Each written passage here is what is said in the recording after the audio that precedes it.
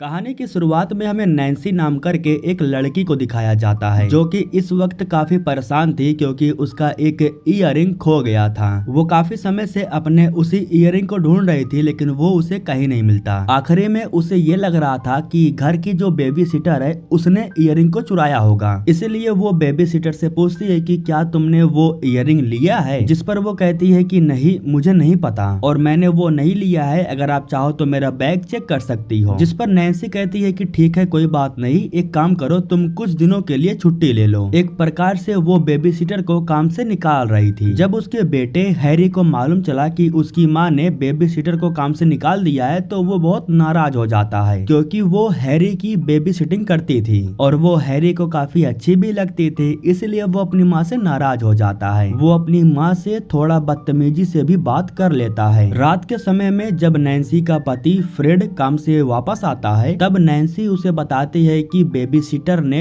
मेरी इयररिंग चुराई है, इसीलिए मैंने उसे काम से निकाल दिया है। मैंने हर जगह इयररिंग को ढूंढा लेकिन वो मुझे कहीं नहीं मिला, इसलिए मुझे लग रहा है कि उसी ने ही वो चुराया है। खैर दोस्तों, अब अगले दिन सुबह में हम नैन्सी को स्कूल में देखते हैं। यहाँ हमें मालूम चलता है कि नैन्सी एक टीचर है और वो बच्चों को पढ़ाती है। इसी स्कूल में हमें टॉम नाम करके एक इंसान को दिखाया जाता है। दरअसल नैन्सी और टॉम ये दोनों काफी अच्छे दोस्त हैं और एक साथ बैठ करके काफी देर तक बातें भी करते हैं। वैसे लगता तो नहीं है कि दोस्त हैं, लेकिन फिर भी अभी इन दोनों के बीच में कोई सीन क्रिएट नहीं हुआ है। आज घर पर नैन्सी अकेली थी क्योंकि हैरी अपने दोस्त के घर पर गया था और फ्रेड काम पर था। रात के समय में वो एक बार फिर से अपनी इयररिंग को ढूंढना शुरू करती है। उसे इयररिंग के बजाय कुछ और मिलता है। वो अपने पति के कमरे में एक लेटर को देखती है जिस पर मेडिसन नाम लिखा हुआ था। लड़की के नाम को पढ़ने के बाद उसे ऐसा लग रहा था कि उसके पति का चक्कर किसी लड़की के साथ चल रहा है। अगले दिन जब वो स्कूल में जाती है तो इस बारे में टॉम को बताती है। वो टॉम से कहती है कि मैं पता लगाना चाहती हूँ कि आखिर वो लड़की कौन है जिसके साथ मेरे पति का चक्कर चल रहा है और इस काम में मैं तुम्हारी हेल्प लेना चाहती हूँ क्योंकि ये काम मैं अकेले नहीं कर सकती। टॉम कहता है कि ठीक है, लेकिन तुम्हें सबसे पहले कुछ और सबूत ढूंढना होगा। अब रात के समय में जब नैन्सी अपने फैमिली के साथ बैठ करके डिनर कर रही थी तब फ्रेड उससे कहता है कि मुझे कुछ काम है, इसलिए मुझे कुछ दिनों के लिए बाहर जाना होगा। यह सुन करके नैन्सी थोड़ा नाराज हो जाती है और कहती है कि तुम्हारा जब मन करता है तब उठते हो और निकल जाते हो। फ्रेड उसके कमरे में जाता है और उसे समझाते हुए कहता है कि बस 2-3 दिन की बात है, जब मैं वहाँ से वापस लौट आऊंगा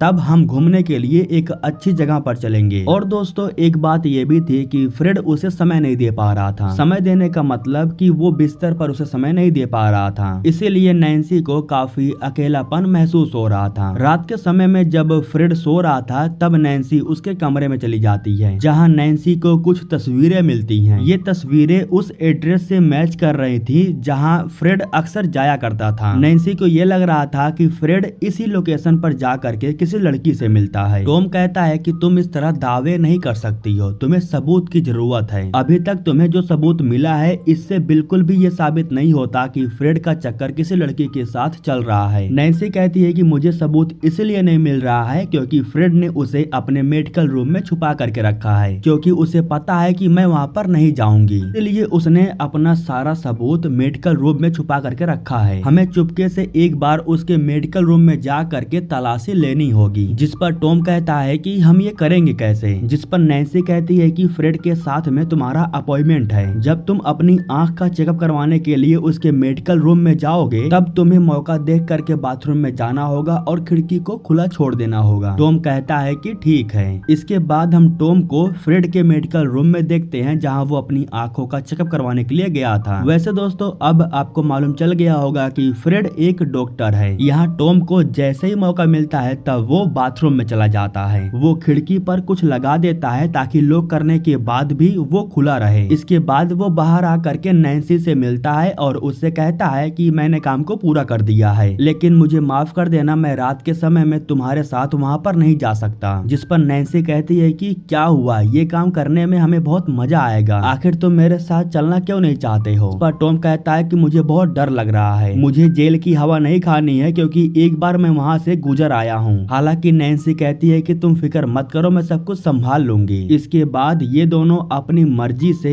एक दूसरे को किस भी करते हैं। अब पता नहीं नैन्सी ये सच में करना चाहती थी या फिर वो टॉम को पलझाने छुपाने की कोशिश कर रही है। जो भी हो, ये तो हमें कहानी में आगे मालूम चल ही जाएगा। वो नैन्सी के साथ ये काम करने के लिए तैयार हो जाता है। रात के समय में खिड़कियों के सहारे नैन्सी चुपके से मेडिकल रूम के अंदर जाती है और जो टॉम था वो बाहर ही खड़े होकर के नजर रख रहा था। इसके बाद हमें फ्रेड को दिखाया जाता है जो अपने बेटे के साथ एक होटल में बैठा हुआ था। उसी वक्त फ्रेड के पास एक कॉल आता है और ये कॉल उसके एक मरीज ने किया था जो कि फ्रेड से कह रहा था कि लेंस लगाने की वजह से उसकी आंखों में इन्फेक्शन हो गया है और उसकी आंखें लाल हो गई है। जिस पर फ्रेड कहता है कि चिंता मत करो, तुम मेडिकल रूम में आ जाओ, मैं वहाँ पर आकर के एक बार चेक कर लेता हूँ। जिसके बाद वो महिला अपने बेटे के आंखों का चेकअप करवाने के लिए फ्रेड के क्लिनिक पर जाती है। जब ये सभी लोग क्लिनिक के अंदर जा रहे थे तब टॉम इन्हें देख लेता है। जिसके बाद वो नैन्सी के पास कॉल करता है और उसे फौरन वहाँ से निकलने के लिए कहता है। इधर नैन्सी को क्लिनिक के अंदर कुछ लड़कियों की तस्वीर मिलती है। उन तस्वीरों को लेने के बाद वो फौरन बाथरूम में जाती है और खिड़कियों के सहारे से बाहर निकल जाती है। कुछ समय के बाद जब फ्रेड अपने ऑफिस में जाता है तब उसे एहसास भी नहीं होता कि उसके ऑफिस में कोई आया था। वो बच्चे का चेकअप करके उसकी आंखों में कुछ दवाइयां डालता है और जब ये लोग यहाँ से चले जाते हैं तब फ्रेड एक बार फिर से अपने ऑफिस में जाता है। यहाँ ऑफिस में उसे एक इयररिंग मिलती है जो नीचे गिरा हुआ था। जब इयररिंग को वो देखता है तो वो समझ जाता है कि उसकी बीवी यहाँ पर आई थी, क्योंकि इयररिंग को देखते ही उसे मालूम चल जाता है कि ये उसकी बीवी का है। अगले दिन सुबह में जब नैन्सी सो रही थी तब फ्रेड उसके बगल में जाकर के बैठ जाता है। वो नैन्सी से कहता है कि मैं तुम्हारे लिए एक गिफ्ट लाया हूँ जो मैंने तुम्हारे कमरे में रख दिया है। इतना कहने के बाद जब फ्रेड चला जाता है तब नैन्सी अपने कमरे में जाती है और बॉक्स के अंदर उसे वही इयररिंग मिलती है जो उसने फ्रेड के ऑफिस में गिरा दिया था। उसी वक्त यहाँ पर उसका पति भी आ जाता है जो नैन्सी से कहता है कि आखिर तुम ये सब कुछ क्या कर रही हो। फ्रेड उससे कहता है कि जब हमारी नई नई शादी हुई थी तब हम छोटी छोटी चीजों के लिए लड़ा करते थे, लेकिन धीरे धीरे हमें अपनी गलती का एहसास हुआ और हम एक दूसरे पर विश्वास करने लगे। इसीलिए एक बार फिर से मैं तुम्हारी गलती को माफ कर रहा हूँ। मैं तुमसे ये नहीं पूछूंगा कि आखिर तुम वहाँ पर क्या करने गई थी, लेकिन अगर तुम चाहती हो तो मैं तुम्हारे साथ इस रिश्ते को आगे चलाना चाहता हूँ। जिस पर नैन्सी कहती है कि मुझे माफ कर दो, दोबारा मैं ऐसी वैसी कोई हरकत नहीं करूंगी और मैं भी तुम्हारे साथ इस रिश्ते को आगे चलाना चाहती हूँ। तो इस तरह से फ्रेड उसकी गलती को माफ कर देता है और उसके साथ एक नई शुरुआत करता है। लेकिन जैसे कि मैंने आपको बताया था कि बिस्तर में अकेले होने की वजह से अब नैन्सी को टॉम की याद सताने लगी थी। अब उसे हर जगह सिर्फ टॉम ही दिखाई दे रहा था। वो अपने मन को बार बार बहलाने की कोशिश तो कर रही थी, लेकिन टॉम की यादें उसके सामने आ जा रही थी। वो बहुत कोशिश करती है लेकिन खुद को रोक नहीं पाती। वो टॉम के पास कॉल करती है और उससे कहती है कि मैं फ्रेड को छोड़ दूंगी। जिस पर टॉम उससे कहता है कि अगर तुम अपने पति को बेवजह छोड़ोगी तो तुम कभी भी अपने बेटे से नहीं मिल पाओगी। वो पैसे वाला है, उसकी जान पहचान है, वो तुम्हारे बेटे की कस्टडी हमेशा हमेशा के लिए ले लेगा और फिर तुम अपने बेटे को देखने के लिए भी तरस जाओगी। जिस पर नैन्सी कहती है कि मैं अपने बेटे के बिना जिंदा नहीं रह पाऊंगी, मुझे वो हर हाल में चाहिए। जिस पर टॉम कहता है कि मेरे पास एक प्लान है, अगर किसी तरह हम ये साबित कर दे कि फ्रेड का चक्कर किसी लड़की के साथ चल रहा है तो तुम जैसा चाहती हो वैसा हो सकता है। जिस पर नैन्सी उसे बताती है कि कल वो बाहर जाने वाला है। अगले दिन सुबह में नैन्सी अपने पति को एयरपोर्ट छोड़ने के लिए आती है क्योंकि अपने काम के सिलसिले से उसे आज ही बाहर जाना था और अब यहीं से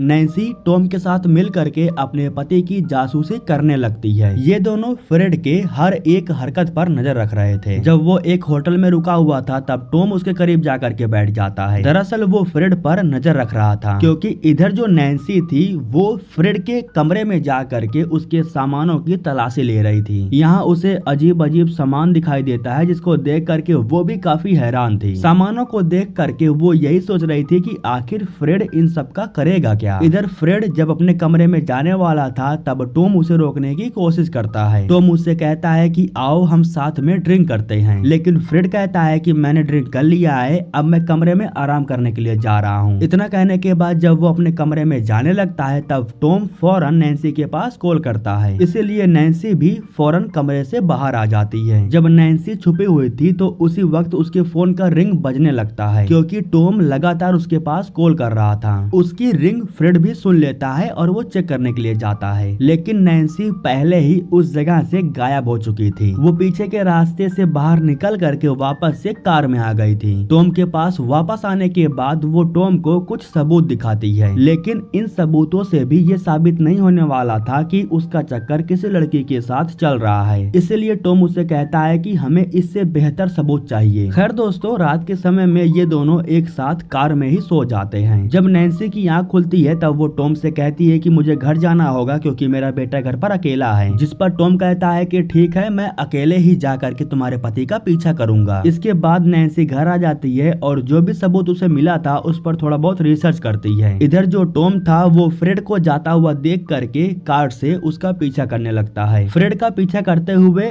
वो पहुंच जाता है जंगल के अंदर एक घर में। यहाँ पर हम एक लड़की को भी देखते हैं जो फ्रेड को लेकर के घर के अंदर जाती है। चुपके से टॉम भी घर के अंदर जाता है क्योंकि वो इन दोनों की बस एक अश्लील तस्वीर लेना चाहता था। लेकिन टॉम अंदर जाने के बाद जैसे ही कमरे में झांकता है तो देखता है कि फ्रेड चाकू से किसी लड़की के गले को काट रहा है। यह देख करके वो काफी डर जाता है और उसी वक्त फ्रेड उसे देख लेता है। टॉम भागने की कोशिश करता है लेकिन वो भाग नहीं पाता क्योंकि फ्रेड उसका पीछा करने लगता है। टॉम को देखने के बाद फ्रेड को मालूम चल जाता है कि उसकी बीवी ने टॉम को यहाँ पर भेजा है। टॉम भागते हुए तालाब के किनारे जाता है जहाँ पर एक बोट थी, लेकिन उसी वक्त पीछे से फ्रेड आकर के उस पर हमला कर देता है। इन दोनों के बीच में जब लड़ाई हो रही थी तो इस दौरान टॉम चाकू निकाल करके फ्रेड पर हमला कर देता है। फ्रेड जख्मी हो करके तालाब में गिर जाता है और उसकी मौत हो जाती है। फ्रेड को जान से मार देने की वजह से उसे बहुत पछतावा हो रहा था। जब वो दोबारा नैन्सी के पास आता है तब वो ये नहीं बताता कि उसने फ्रेड को जान से मार दिया है, बल्कि वो नैन्सी को ये बताता है कि मैंने फ्रेड को एक लड़की के साथ रंगे हाथ पकड़ लिया। जब मैंने उसे रंगे हाथ पकड़ा तो उससे कहा कि यहाँ से चले जाओ और नैन्सी के पास दोबारा कभी मत आना, और फिर वो चला गया। नैन्सी भी उसकी बात सुन करके उसकी बातों पर बड़ी ही आसानी से विश्वास कर लेती है। टॉम उससे कहता है कि चलो अब हम यहाँ से चल करके एक नई शुरुआत करते हैं, जिस पर नैन्सी कहती है कि फेस्टिवल से पहले हम यहाँ से नहीं जा सकते। वो फेस्टिवल खत्म हो जाने के बाद ही मैं यहाँ से कहीं जा सकती हूँ, क्योंकि यहाँ पर मुझे बहुत से लोग जानते हैं और मैं अचानक से गायब नहीं हो सकती। उस फेस्टिवल को आने में लगभग एक हफ्तों का समय बचा हुआ था। एक हफ्तों तक नैन्सी अपने बेटे के साथ घर में अकेले ही रहती है। जब कोई उससे फ्रेड के बारे में पूछता भी था तब वो कह देती थी कि काम के सिलसिले से वो बाहर गया है। खैर दोस्तों, जैसे तैसे करके एक हफ्ता बीतता है और जिस फेस्टिवल का इंतजार था वो आ जाता है। इस फेस्टिवल को मनाने के बाद नैन्सी और टॉम यहाँ से निकलने वाले थे, लेकिन जब अचानक से भीड़ के बीच में नैन्सी फ्रेड को देखती है तब वो काफी दंग रह जाती है। लेकिन अब फ्रेड को देखने के बाद उसका हाथ पैर कांपने लगा था। इधर जो टॉम था वो भी भीड़ के बीच में एक झलक फ्रेड को देखता है और अगले ही पल फ्रेड उसकी नजरों से ओझल हो जाता है। यहाँ नैन्सी जब फ्रेड को देखती है तब उसे ये लगने लगता है कि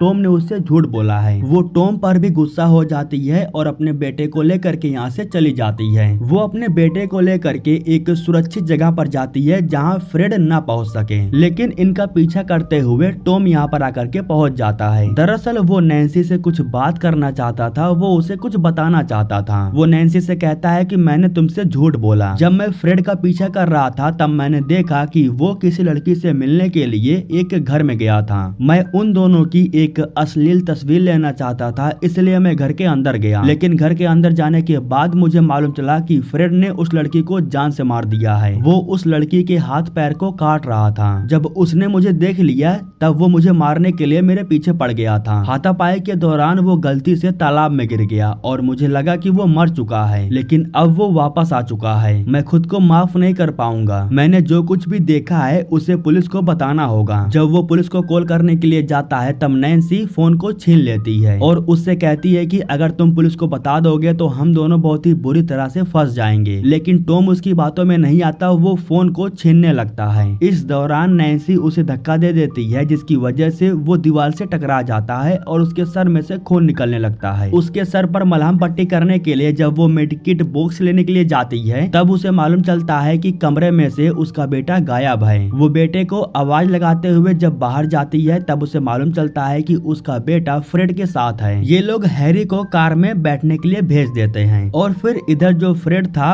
वो नैन्सी के साथ बात करने लगता है। वो नैन्सी से कहता है कि आखिर तुम बार बार गलतियाँ क्यों करती हो? आखिर मैं तुम्हें कितनी बार माफ करूं? चलो कोई बात नहीं, मैं तुम्हें एक बार और माफ करता हूं। मानता हूं तुम किसी की बातों में आ गई होगी। कोई बात नहीं, हम अपनी फैमिली के साथ एक नई शुरुआत करेंगे। इसके बाद वो वापस घर जाने के लिए नैन्सी को भी अपने साथ लेकर के कार के अंदर जाता है। नैन्सी को इतना तो पता था कि फ्रेड एक हत्यारा है, है, वो किसी की भी जान ले सकता है। इसीलिए उसे अपने बेटे को लेकर के बहुत डर लग रहा था। बेटे को बचाने के लिए वो जानबूझ करके कार को घुमा देती है। वो जैसे ही कार को घुमाती है तो कार रुक जाता है और इस बीच हैरी को जैसे ही मौका मिलता है तो वो कार से बाहर निकल करके भागने लगता है। इधर जो नैन्सी थी वो अपनी जान बचाने के लिए गन निकाल लेती है और फ्रेड के ऊपर तान देती है। यहाँ फ्रेड होशियारी दिखा करके गन छीनने की कोशिश करता है, लेकिन तभी गन चल जाती है और गोली जा करके फ्रेड के गालों पर लग जाती है, जिसकी वजह से उसका जो गाल था वो पूरा फट जाता है। नैन्सी को जैसे ही मौका मिलता है तो वो भागने की कोशिश करती है, लेकिन उसी वक्त फ्रेड उसे पीछे से पकड़ लेता है। वो उसके गले को दबा करके उसे जान से मारने वाला था, लेकिन उसी वक्त पीछे से हैरी आ जाता है जो कि अपनी माँ को बचाने की कोशिश कर रहा था, लेकिन उसी वक्त फ्रेड उसे धक्का दे करके नीचे गिरा देता है। इस दौरान नैन्सी को फिर से मौका मिल जाता है। वो अपने सैंडल से फ्रेड पर हमला कर देती है। उसका सैंडल काफी नुकीला था, इसलिए फ्रेड जख्मी हो जाता है। फ्रेड को जान से मार देने के बाद नैन्सी अपने बेटे को बचा लेती है। इसके बाद वो अपने बेटे को लेकर के घर के अंदर चली जाती है। इसी के साथ दोस्तों ये कहानी यहीं पर खत्म हो जाती है।